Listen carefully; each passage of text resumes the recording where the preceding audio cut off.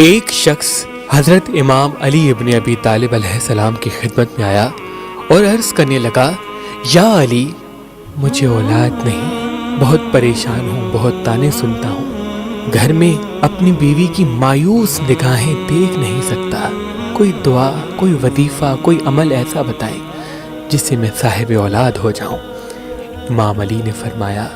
اے شخص، اگر تم چاہتے ہو کہ اللہ تمہیں صالح اولاد نصیب کرے تو جو بھی رزق حلال کھاؤ اس پہ ایک مرتبہ سورہ کوثر پڑھ کے اپنے لیے اولاد کی دعا مانگ کے پھر کھاؤ۔ ہر نماز کے بعد 21 مرتبہ سورہ کوثر پڑھ کے اولاد کے لیے دعا مانگتے رہو، انشاءاللہ چند ہی ایام میں تمہیں اولاد صالح کی خوشخبری نصیب ہوگی، انشاءاللہ۔ اگر آپ مجھ سے ہاتھ یا چہرہ پڑھانا چاہتے ہیں یا علم نجوم کے حوالے سے کوئی مشورہ کرنا چاہتے ہیں تو مجھ سے ٹائم لے کے بات کریں۔